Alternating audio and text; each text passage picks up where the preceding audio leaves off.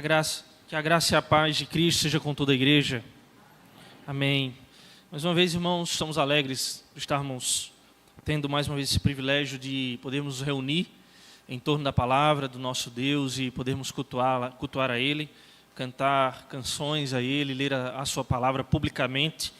Temos essa liberdade de adorá-lo, de servi-lo, é de fato um motivo de grande alegria e nós devemos usufruir disso, devemos ter esse desejo no nosso coração pela presença de Deus e de modo muito mais especial, o desejo pela palavra, por nos alimentarmos da sua santa palavra, que é a sua revelação. Vamos abrir, irmãos, a palavra do Senhor no Evangelho de João. Evangelho de João, capítulo 17.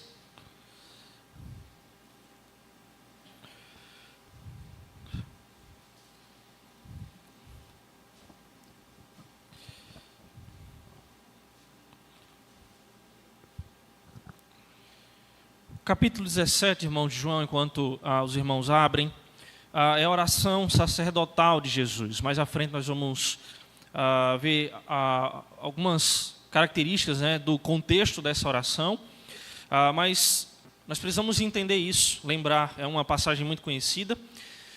No capítulo 17 nós temos a oração, uma das mais famosas orações de Jesus, a oração sacerdotal.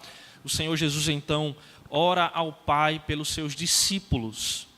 E parte dessa oração nós vamos ler nesse momento, do versículo 13 ao versículo 23.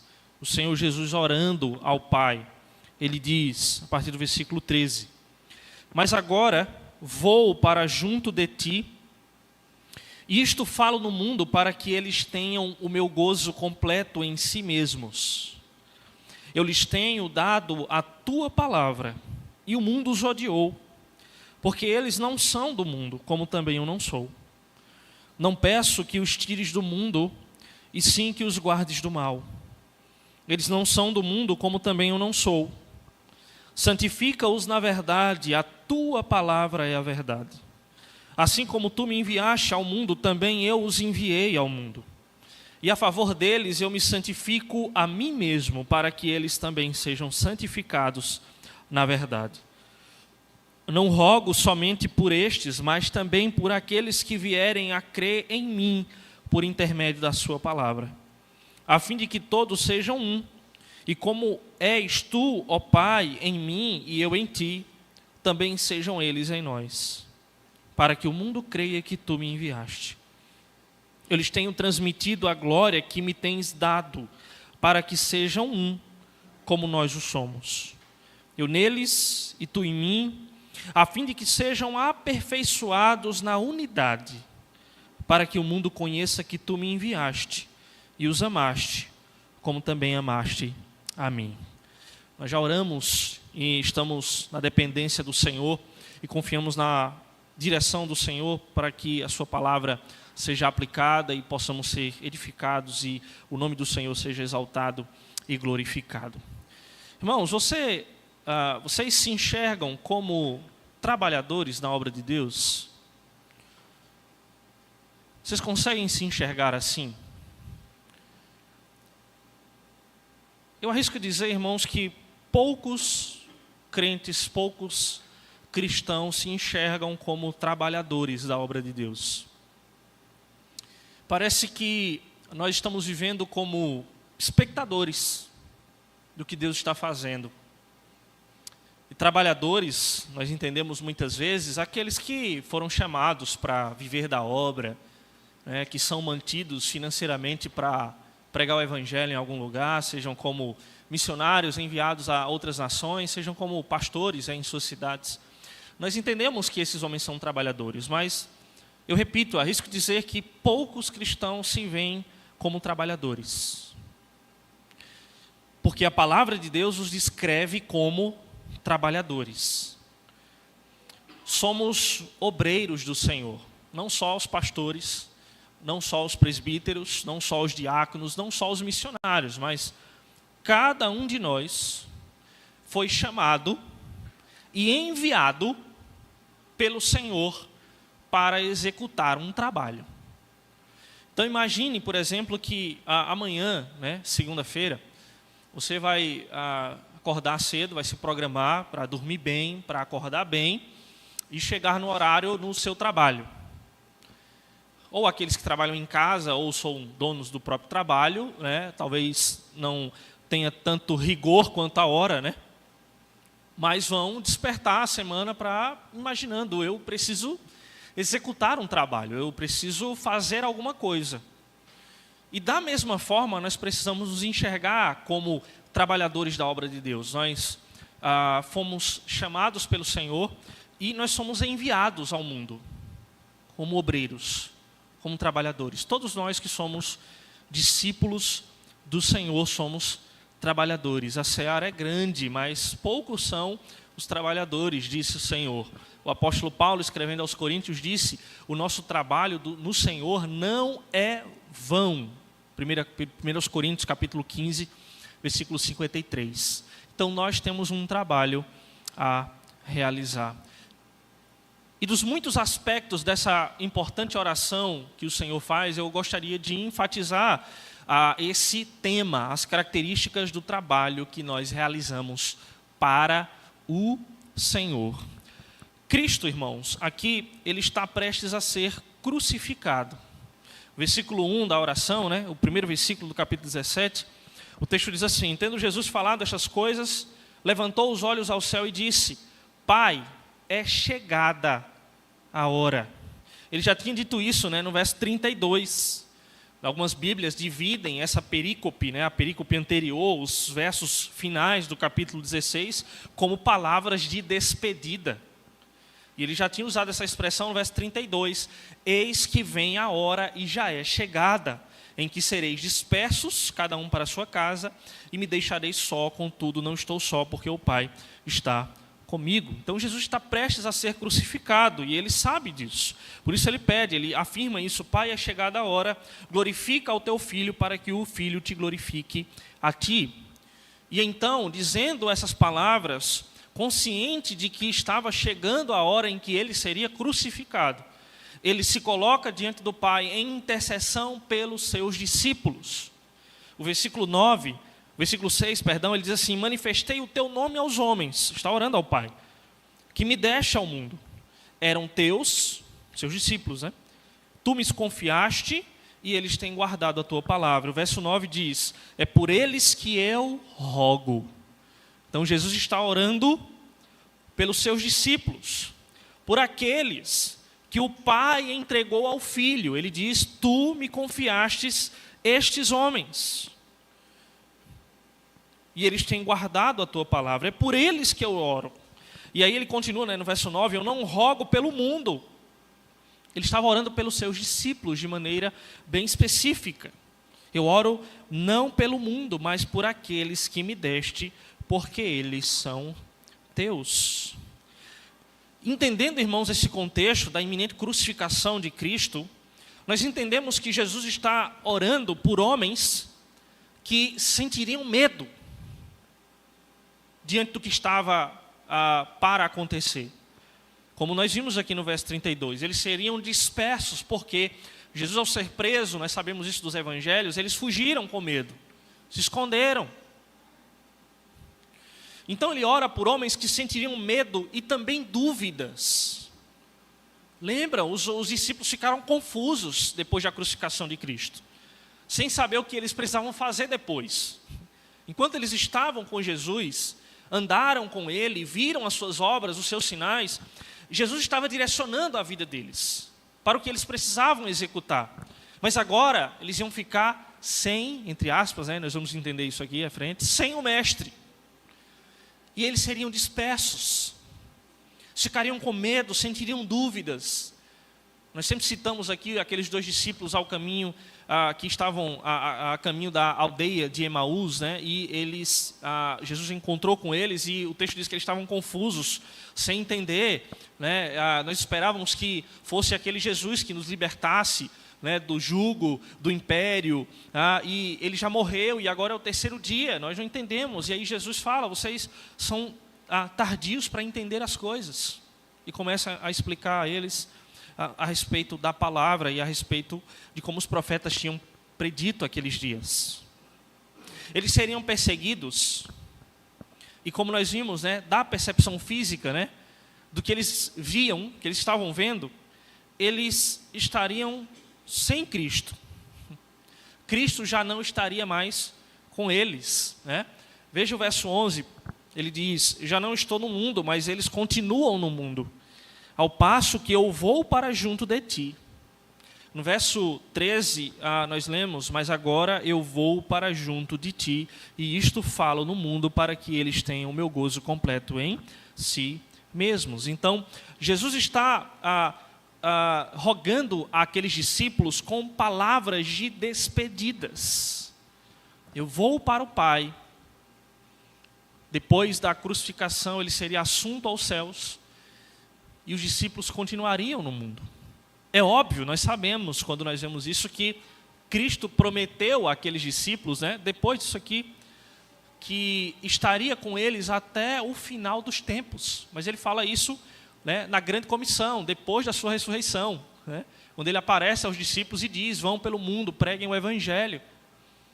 Mas até ali, aquele momento, quando Jesus fosse morto e sepultado, eles iam ficar confusos. Nós não temos mais o nosso mestre. Mas mesmo assim, aqueles discípulos teriam que cumprir um difícil trabalho. Eles teriam que cumprir uma missão. Aquele trabalho era muito importante. Aqueles homens foram chamados como trabalhadores da seara. E eles tinham um trabalho muito importante para fazer. E lembremos, não eram só os apóstolos que tinham esse trabalho a fazer. Jesus aqui ora pelos apóstolos, mas não ora somente pelos apóstolos. Nós também recebemos esse trabalho. Nós lemos, né, o verso 20.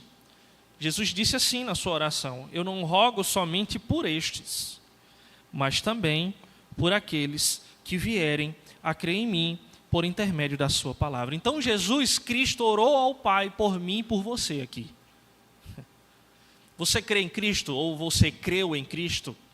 Então Jesus orou por você aqui, dizendo: assim como o Pai me enviou, eu também vos envio.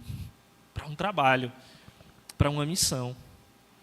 Então, irmãos, é importante entendermos isso. É necessário que isso fique em nosso coração, que nós não somos apenas espectadores de um trabalho, mas nós somos trabalhadores. E mais, além disso, à luz da palavra de Deus, entendermos para que tipo de trabalho nós somos chamados. Então, nós precisamos entender que somos chamados para ser trabalhadores da seara, trabalhadores do Senhor, obreiros do Senhor. Precisamos entender para que tipo de trabalho nós somos chamados. Nós precisamos entender o que nós encontraremos, né? Que dificuldades nós encontraremos para executar esse trabalho. Que tipo de desafios, circunstâncias nós enfrentaremos para realizarmos esse trabalho. Eu gostaria de colocar essas verdades aqui em 4 pontos que nós vemos nesse trecho que nós lemos da oração sacerdotal. Nós aprendemos, irmãos, que em primeiro lugar, o trabalho que nós somos enviados a fazer é uma extensão do trabalho completo e perfeito que Cristo já realizou. E essas expressões que eu usei aqui precisam ficar claras em nossa mente. Jesus Cristo não fez um trabalho inacabado. O trabalho que o Senhor Jesus fez na cruz foi completo. E na oração ele diz isso: olha, a obra que o Senhor me confiou, eu fiz. E ele ainda concluiria essa missão, né, quando fosse à cruz. Como disse Paulo aos Filipenses, sendo obediente até morte, né, e a morte de cruz. Nós não precisamos remendar o trabalho que Jesus fez, completar o trabalho, corrigir o trabalho. É um trabalho perfeito. É uma obra perfeita. Mas Ele, em sua infinita graça e sua soberana vontade, Ele escolheu nos incluir nesse trabalho. Incluir o nosso trabalho, né, aquilo que nós devemos fazer como enviados e chamados do Senhor, naquilo que Ele fez e naquilo que Ele continua fazendo em nossas vidas. essa é uma extensão do trabalho. O versículo 18 que eu citei aqui diz, eu vou mudar a ordem dos versos apenas como um recurso aqui pedagógico. O verso 18 ele diz, assim como tu me enviaste ao mundo, também eu os enviei ao mundo. Nós citamos esse verso aqui. Então veja, Jesus diz que ele foi enviado pelo Pai ao mundo para fazer um trabalho, para fazer uma obra. E ele diz, assim como eu fui enviado, assim como tu, ó Pai, me enviou, eu também os enviei ao mundo. Não só esse verso, mas toda a oração sacerdotal nos mostra essa verdade, de que o nosso trabalho, o trabalho que nós fazemos como igreja do Senhor, é uma extensão daquilo que Cristo está fazendo, daquilo que Cristo fez, da obra perfeita de Cristo na cruz do Calvário. No mesmo evangelho, se você voltar a alguns capítulos, aí, o capítulo 14 de João, versículo 12, Jesus diz, em verdade vos digo, que aquele que crê em mim fará também as obras que eu faço, e outras maiores fará, porque eu vou para junto do Pai. Veja, quando Jesus diz, obras maiores farão, ele não está dizendo que nós vamos fazer, ou os apóstolos, ou nós vamos fazer obras melhores do que o que ele fez, o mais completo, o mais perfeito. Mas Jesus ele, fez seu ministério terreno, em pouco mais de 3 anos. Seu ministério público. E os apóstolos, eles iriam até os confins da terra, conhecido daquele mundo. E após isso, a sua igreja, nós iríamos também continuar proclamando o evangelho por todas as nações. Então, as obras maiores que ele diz é isso. Os apóstolos chegariam a lugares que Jesus, em seu ministério terreno, não chegou. A igreja, depois disso, chegaria com a mensagem do evangelho em lugares que o Senhor Jesus não foi. E aí, quando os apóstolos chegassem a esses lugares, e quando a igreja chega a lugares pelo mundo, é Jesus chegando. Porque nós somos o corpo de Cristo. Como uma canção, que eu sei que os meninos aqui conhecem, mas não sei se já foi cantada aqui, do Projeto Sola, com alguns outros músicos, alguns outros músicos convidados, que é a música chamada Teu Povo, diz que nós somos as mãos e os pés de Jesus. Porque nós somos o corpo de Cristo. Então, como se executa um trabalho? Então, nós somos corpo, Cristo é o cabeça, nós somos a igreja nesse mundo, e nós estamos como uma extensão da obra de Cristo, cumprindo a missio Dei, a missão de Deus, o trabalho de Cristo nesse mundo. Somos membros, somos as mãos do Senhor, somos os pés do Senhor, somos membros do corpo de Cristo, a trabalhar nesse mundo para a salvação dos seus eleitos e para a transformação da realidade à nossa volta. Há um texto do apóstolo Paulo que lança luz sobre isso, eu gostaria que os irmãos colocassem aí na mídia, 2 aos Coríntios, capítulo 5, verso 18. 2 aos Coríntios, capítulo 5, verso 18 ao versículo 20. Talvez você já tenha se perguntado, qual é o meu ministério? Talvez alguém que chega na igreja talvez tenha perguntado assim, vê nos ministérios, Então tem o ministério de música, e as pessoas perguntam, será que eu fui chamado para o ministério de música? Aí tem o ministério de educação na igreja, os professores da EBD, a diretoria da escola dominical. Será que o meu ministério é esse, a educação cristã? E aí outros, Será que o meu ministério é pastoral? Será que o meu ministério é ser um presbítero, é ser um diácono? Esse ministério aí, irmãos, todos nós recebemos. Paulo diz assim, ora, tudo provém de Deus que nos reconciliou consigo mesmo por meio de Cristo. Veja essa parte aqui, o que nós estamos tentando dizer aqui para vocês. Que o trabalho que nós somos enviados a fazer nesse mundo é uma extensão da obra de Cristo. Cristo, o Senhor, nos reconciliou consigo mesmo em Cristo. O Senhor nos conciliou consigo mesmo por meio de Cristo. Então, Ele nos reconciliou. Olha a extensão. E nos deu o ministério da reconciliação. Então, a obra de Cristo é o Pai, pode passar aí o versículo, a saber, que Deus estava em Cristo reconciliando consigo o mundo. não imputando aos homens as suas transgressões, e nos confiou a palavra da reconciliação. De sorte que somos embaixadores em nome de Cristo, como se Deus exortasse por nosso intermédio, em nome de Cristo, pois rogamos que vos reconcilieis com Deus. O Pai estava em Cristo reconciliando consigo o mundo. E nos deu o ministério da reconciliação. Então, esse é o seu ministério, esse é o meu ministério. É que Deus, pela obra perfeita de Cristo, e através da nossa pregação, que deve ter a pessoa e a obra de Cristo em seu centro, reconcilie o mundo com Ele. Então é o nosso desejo, né? É o que Paulo escreve aí. Nós rogamos que vocês se reconciliem com Deus. Esse é o nosso ministério. É o trabalho que você recebeu. E só é possível por meio da obra de Cristo. Então, o nosso trabalho consiste em dizer às pessoas que há um meio de se reconciliar com o Pai, que é através de Cristo. E de Cristo somente. Porque não há outro mediador entre Deus e os homens, a não ser o nosso Senhor e Salvador Jesus Cristo. Então, o nosso trabalho é apontar para Ele. Então, eu estava falando até com os adolescentes, né, ali durante a nossa aula de violão, dessas experiências evangelísticas, às vezes, que nós temos de dizer Jesus ama você, né?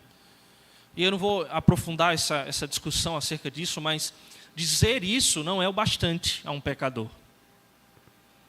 Dizer isso não é um bastante. Porque ele vai dizer, Jesus me ama, legal, de fato eu sou uma pessoa boa e digna de ser amada, né? Então que bom que Jesus me ama, né? Então não é a mensagem completa. Eu preciso dizer, olha, você está separado de Deus no seu estado de pecado. E você precisa se reconciliar com Deus. E aí o pecador vai dizer, como eu faço isso? Por meio de Cristo. Você tem que crer nele. Então Cristo foi à cruz e morreu pelos eleitos. Isso é uma parte.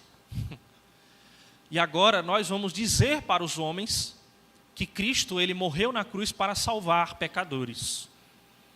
E o Espírito vai convencer o homem da justiça, do pecado e do juízo. Então Deus resolveu nos incluir nesse trabalho. Para que por meio da nossa pregação, os homens conheçam essa grande mensagem de reconciliação. Por isso Cristo disse, assim como eu fui enviado ao mundo, eu também envio eles ao mundo. Então se veja como um enviado de Deus, um missionário, um comissionado, um trabalhador, um obreiro enviado por Cristo para realizar uma obra.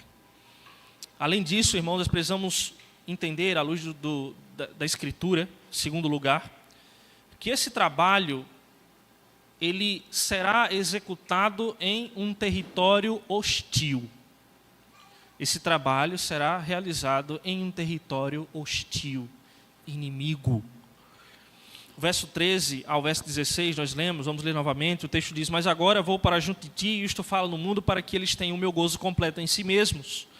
Eu lhes tenho dado a tua palavra e o mundo os odiou. Então, olha qual o lugar que nós executamos esse trabalho do Senhor. É no mundo. E o Senhor Jesus diz que o mundo nos odiou, ou nos odeia, ou odeia aqueles discípulos, ou odiou aqueles discípulos, aqueles apóstolos que estavam ali ouvindo as suas palavras. Porque, Jesus diz, eles não são do mundo, como também eu não sou.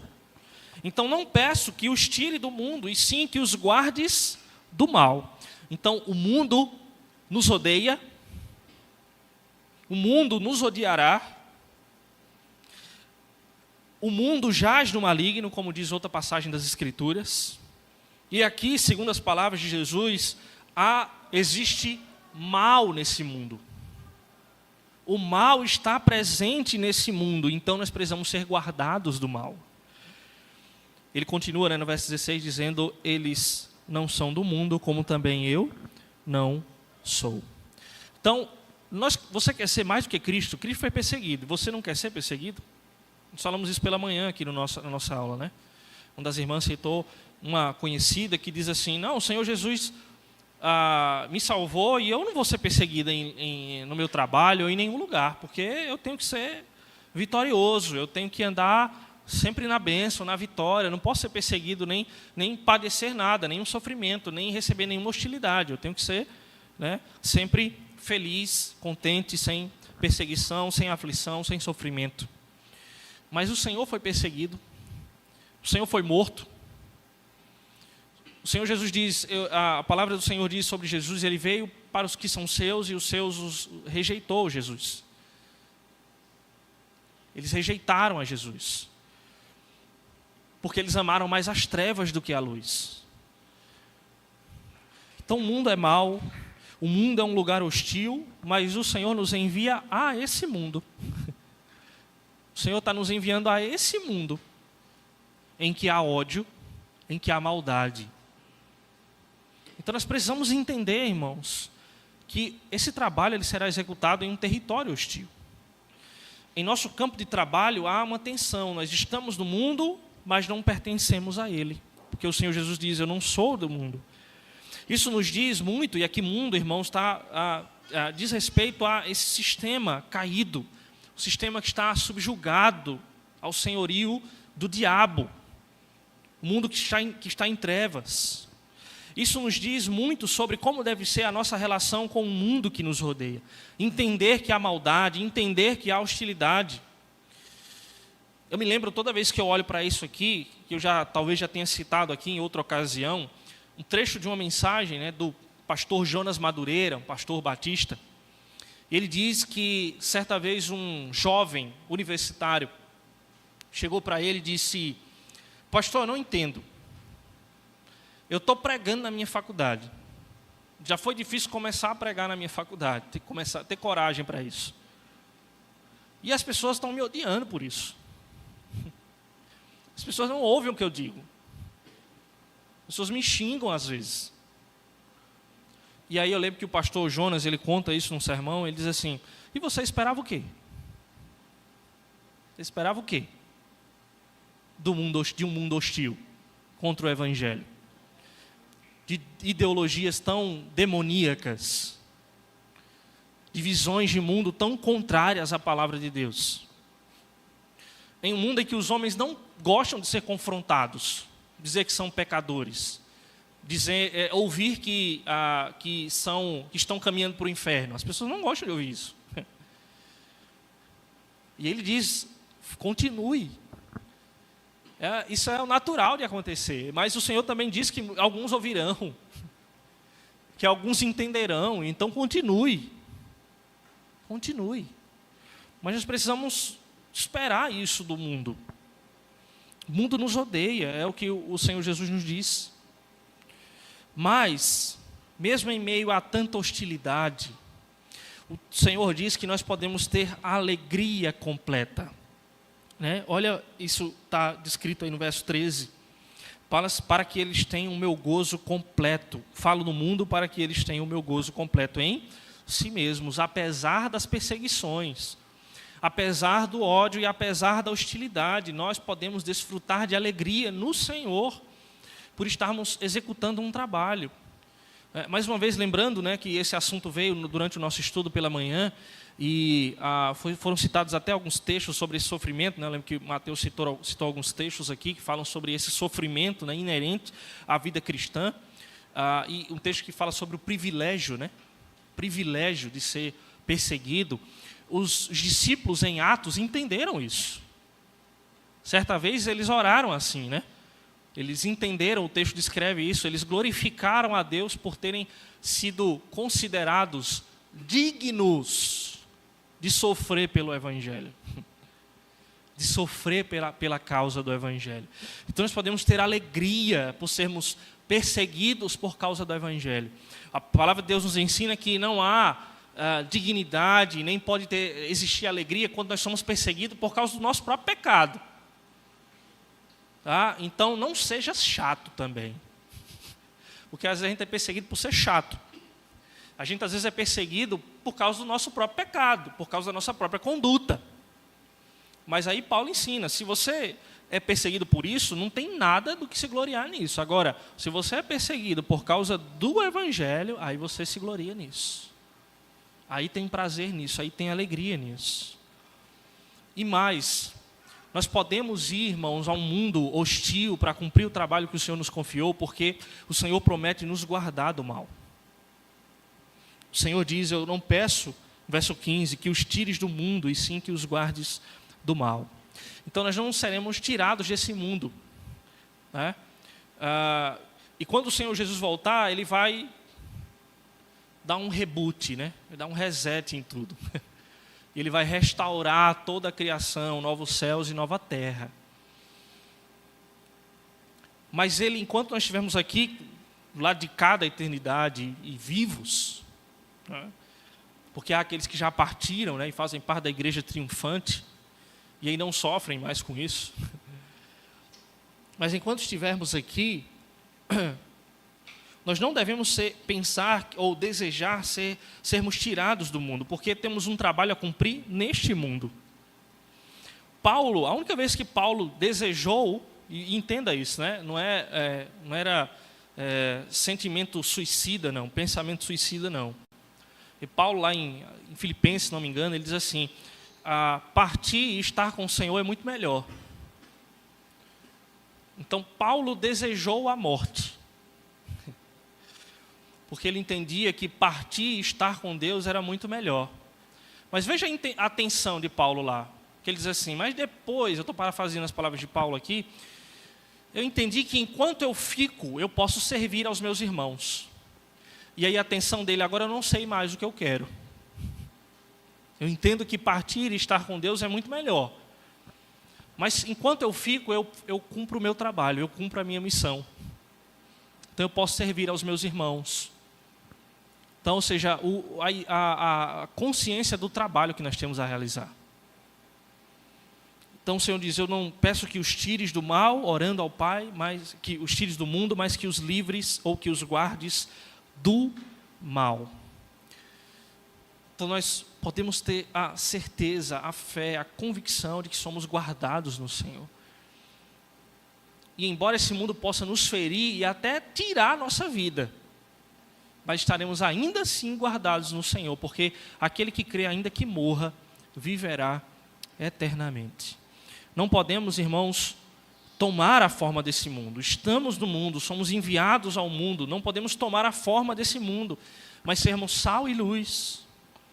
E transformai-vos, sermos transformados, o texto que foi lido aqui no início da nossa liturgia, Romanos capítulo 12, pela renovação da nossa mente. Precisamos entender isso. A palavra do Senhor ainda ensina que na oração do Senhor, terceiro lugar, que esse trabalho, ele requer santificação constante pela palavra de Deus. Nós somos enviados ao mundo como trabalhadores pelo nosso Senhor Jesus. Estamos sendo enviados a um mundo hostil, território inimigo, e nós precisamos então nos santificar pela palavra para fazermos esse trabalho. A palavra de Deus, irmãos, é um fundamento pelo qual trabalhamos. Versículo 17, o Senhor Jesus ora ao Pai dizendo, santifica-os na verdade, a tua palavra é a verdade. A palavra de Deus é a nossa regra de fé e prática, a nossa suprema regra de fé e prática. Ou seja, para tudo aquilo que cremos e para tudo aquilo que praticamos enquanto matéria de fé. A palavra de Deus é descrita como parte de uma armadura, né? É a espada do Espírito. Paulo faz isso lá em Efésios. Então nós precisamos ser constantemente santificados pela palavra, consagrados pela palavra de Deus, conhecer a palavra, estudarmos a palavra, sermos revestidos do novo homem através do conhecimento da palavra, nos encher do Espírito, como Paulo ensina em Efésios, por meio da palavra, falando entre nós com salmos, hinos e cânticos espirituais. nos confrontando pela palavra, exortando uns aos outros pela palavra, crescendo na palavra, irmãos, amando a palavra, desejando a palavra. Nós falamos aqui em outro sermão, né, lá o sermão que eu compartilhei com os irmãos lá no Salmo 119, né, a relação de uma vida santa com a leitura da palavra. E nós citamos esse texto. E eu disse na ocasião desse sermão que nós temos muitas vezes uma ideia muito mística, muito abstrata de santidade. É como se nós fôssemos praticamente, né, fazermos mantras religiosos até alcançarmos, né, um lugar, né, de santidade. Meio que um nirvana, né? Vamos sair do corpo e vamos nos separar de tudo aquilo que é material e mal. E vamos então assim alcançar a santidade. E aí você não vai poder me chamar mais de você, de senhor, de pastor, mas de vossa santidade. Que eu já alcancei esse lugar. Não é assim. Pela palavra. Pelo estudo contínuo da palavra. Pela pregação, pelo ouvir da palavra. Para que eu tenha uma vida santa. E então eu consiga, protegido do mal, cumprir o trabalho que o Senhor me confiou. Sem santificação, na verdade, o nosso trabalho na igreja ou enquanto religioso será apenas ativismo, irmãos. Ativismo. Sem uma relação ou sem um relacionamento com a palavra, nós iremos apenas viver um ativismo religioso ou uma religiosidade vazia de significado, sem santificação. Paulo, quando escreveu aos Colossenses, ele falou acerca de algumas práticas que existiam ali já entre aqueles irmãos, ele descreve lá, não toque nisso, não manuseie aquilo, doutrina de homens. Ele diz, vocês acham que isso tem poder contra a carnalidade? Vocês acham que isso tem poder contra a malícia do seu próprio coração? Não tem. Ele pode ter a aparência de santidade, mas não tem poder contra a carne. Não tem. O que tem poder contra a carne, irmãos? O que tem poder contra a carne? São os meios de graça, do qual o principal é a palavra. Seguido dos sacramentos, da oração. É um meio de graça, o principal é a palavra, é como nos santificamos, é como nos fortalecemos para essa guerra, para essa batalha. Então, se formos fracos, né? Então um soldado, pense num soldado, nós somos enviados como soldados a uma batalha. Então, um soldado não pode ir despreparado para a batalha, para a guerra, sabendo que há hostilidade no campo de batalha, você vai despreparado para o campo de batalha? Porque muitos, né, voltando ao nosso exemplo aqui do jovem que pregava na universidade, porque tantos jovens chegam na universidade e perdem a fé? Porque muitos jovens chegam na universidade e não mais querem ir para a igreja ou servir a Deus. Porque os nossos filhos estão indo ao campo de batalha sem preparo. A igreja não prepara, os pais não preparam, não ensinam a palavra, não ensinam o evangelho. Então vão despreparados. Então a primeira sutileza, né, a primeira a filosofia estranha que ele escuta lá, ele vai, isso faz sentido, né? Mas é diferente daquilo que eu aprendi na igreja desde pequeno.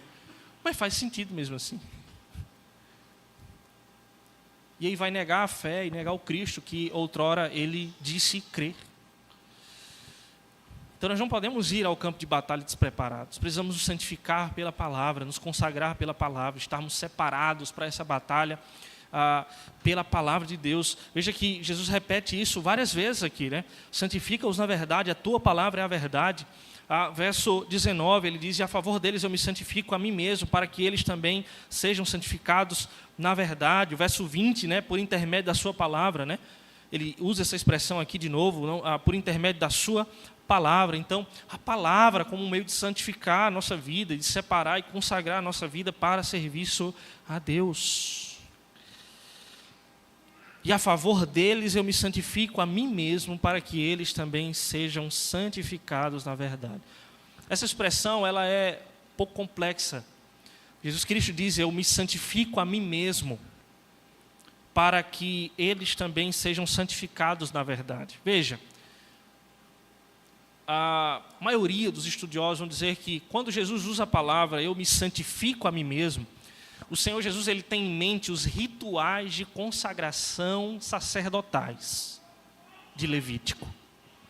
Porque a gente não pode entender aqui santificação aplicada a Cristo como um melhoramento moral. Porque Cristo já é perfeito e santo. Então ele não precisa ser melhor. Não é possível que Jesus se torne mais santo do que ele é, porque ele já é santo, plenamente santo.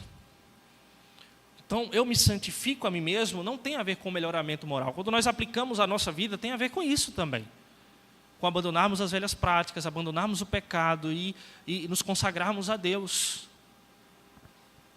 Mortificarmos a nossa carne, mortificarmos o velho homem. Mas a Cristo tem a ver com essa consagração. Então, quando Cristo usa essa expressão, ele está tendo em mente os rituais de consagração dos sacerdotes. O sacerdote ele passava por um ritual de consagração em que, se nós observarmos Levítico, Levítico usa a palavra e vocês vão se santificar a mim, ou seja, então ligado a uma consagração, aqueles homens levitas estavam sendo separados por Deus para uma tarefa específica, e Jesus aqui também, o trabalho que Jesus ia fazer aqui, ninguém mais podia fazer, que era o trabalho da cruz.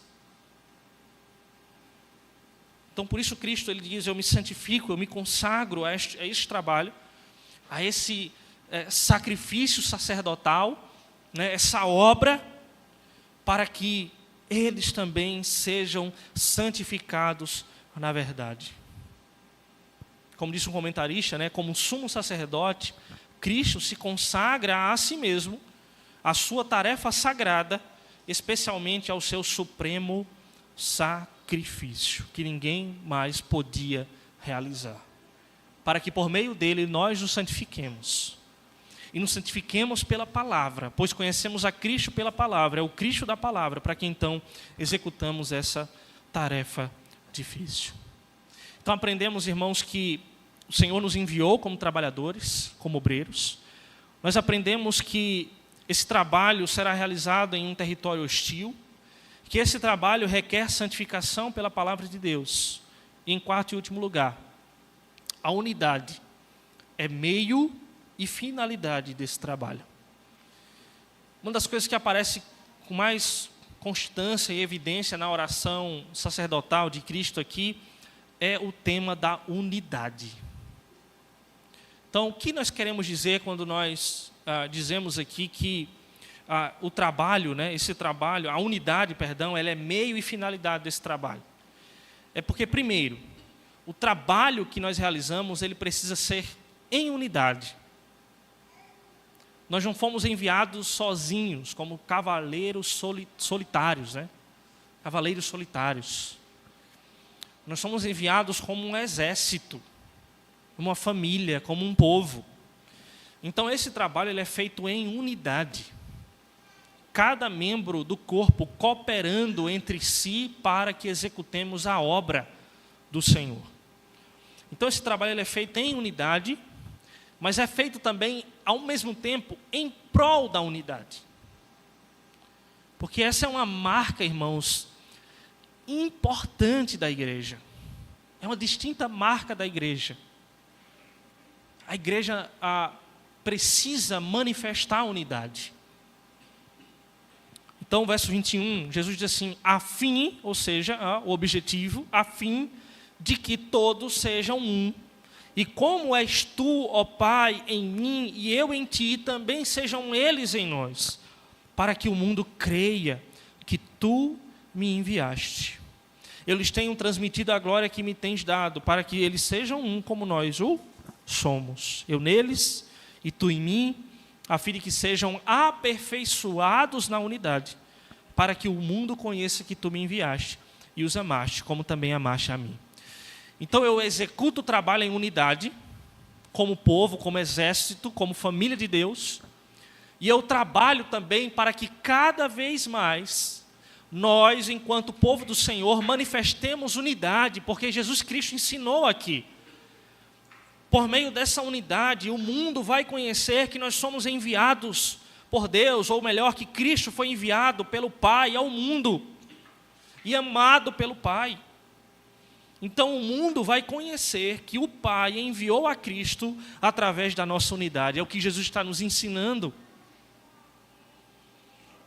Precisamos, irmãos, repito, trabalhar unidos, porque nós, quando estamos juntos, nós somos de fato mais fortes.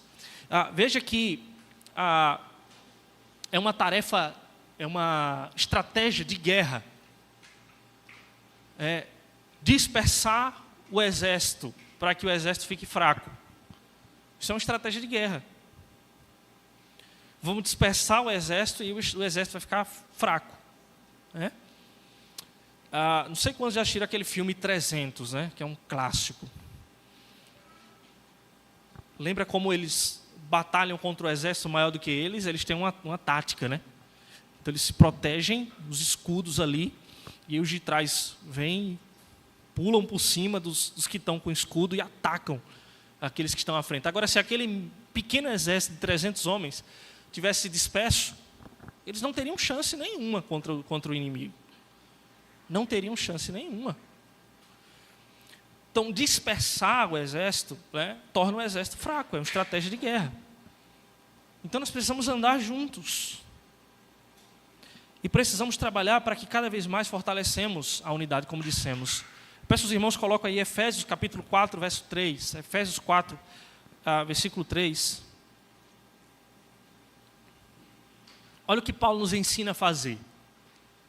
Esforçando-vos diligentemente por preservar a unidade do Espírito no vínculo da paz. Então, se esforcem para preservar a unidade do Espírito. Então, ou seja, é um esforço, requer um esforço. Porque separar é mais fácil, irmãos. Sabe como é que a gente faz? É só querer que sempre os nossos desejos sejam atendidos, as nossas vontades sejam atendidas. É só pensar, se você pensar só em você mesmo, aí você vai ficar só. Você não vai preservar a unidade. Se nós andarmos cada um pela nossa ideia, pela nossa vontade, pela nossa cabeça, e não entendermos que nós somos chamados como um povo, então nós quebramos a unidade. Então veja, nós dissemos aqui que a unidade, irmãos, ela é uma marca essencial da igreja. Tem um credo antigo da igreja, que diz que a igreja é una, santa, universal, apostólica, Una. A igreja é una. Então a unidade é uma marca essencial da igreja que revela o evangelho, como Jesus Cristo orou aqui. Então tudo que vai de encontro a essa unidade, tudo que ameaça essa unidade, ela deve ser condenada. Partidarismo, contenda, inimizade, tudo isso deve ser condenado entre o povo de Deus, porque não faremos o trabalho sozinho. Nós sabemos, irmãos, às vezes nós citamos aqui quantas igrejas surgem, nascem igrejas novas, porque alguém, um membro de uma igreja, não gostou do que fizeram com ele lá na igreja. Então, não gostei como fulano falou comigo, não gostei como o pastor me tratou, eu não gostei porque os irmãos lá não entenderam que eu sou importante para Deus. E então, se ninguém entende, eu vou abrir uma igreja para mim. E aí é o meu ministério lá. Então, isso acontece, irmãos, é fruto de divisão, partidarismo, sectarismo. É o que nós temos falado muito, irmãos. A internet é um lugar, evidencia muito esse lugar hostil que a gente disse aqui, E na internet aparece todo dia um detentor da verdade, promovendo sectarismo entre o povo de Deus. Então o irmão discordou de um ponto ali, né, secundário, um ponto ali, você não é mais meu irmão, você não é crente mais, você vai para o inferno. Então crente é só o calvinista. Crente é só o reformado, só vai para o céu reformado, só vai para o céu presbiteriano. Sectarismo. A Bíblia diz que só vai para o céu quem crê em Cristo, quem creu no Evangelho.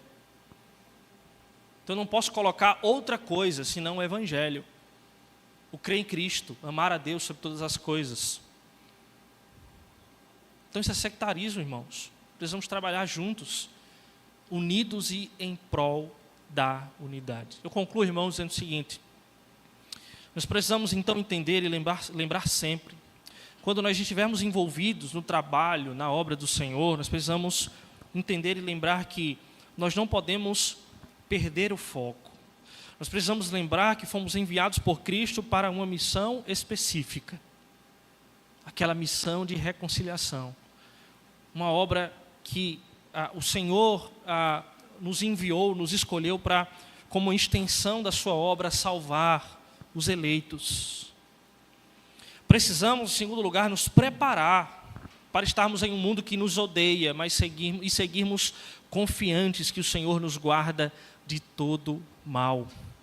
Devemos, em terceiro lugar, nos santificar continuamente por meio da palavra de Deus. E em quarto, é essencial seguirmos em unidade, em prol da unidade que revela o Filho de Deus ao mundo. Vamos orar. Senhor, nosso Deus e Pai, nós louvamos e engrandecemos o Teu nome, porque a Tua palavra não volta vazia, mas cumpre aquilo que lhe apraz.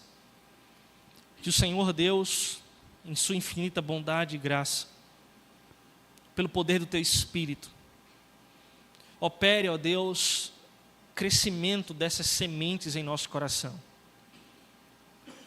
E que o Senhor Deus gere o fruto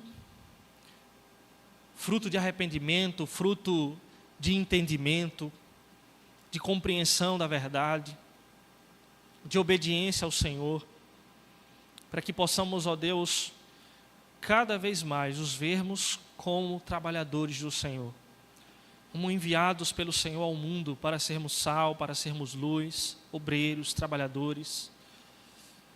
Constantemente, ó Deus, estarmos preparados em um mundo hostil, preparados na palavra, conhecedores da palavra, amantes da palavra. E que em tudo, ó Deus, como povo do Senhor, possamos cumprir esse trabalho, testemunhando, ó Pai, e lutando, ó Pai, pela unidade, pela constante unidade em nosso meio. O Senhor não nos enviou apenas como indivíduos, mas como um povo. E nós cremos isso à luz da Tua palavra. Por isso, ó Deus, que o Senhor fortifique a unidade do Teu povo, a comunhão do Teu povo, o amor entre os irmãos, para que possamos nos entender de fato como membros, como partes integrantes do Teu corpo, para cumprirmos o trabalho do Senhor e assim glorificarmos ao Teu nome. Ajuda-nos, ó Deus, porque essa é uma tarefa árdua, essa é uma tarefa difícil, está além das nossas forças, mas o Senhor prometeu estar conosco. O Senhor mesmo orou ao Pai, dizendo, o Senhor Jesus Cristo, o nosso Senhor, orou ao Senhor dizendo, nos guarde do mal. Nós cremos, ó Pai, que o Senhor nos guarda constantemente do mal desse mundo, da hostilidade desse mundo. O Senhor tem nos preservado, ó Pai, para que possamos prosseguir na missão do Senhor, cumprirmos o trabalho que o Senhor confiou em nossas mãos. Que assim seja, ó Pai, para a honra e glória do Senhor em Cristo nós oramos. Amém.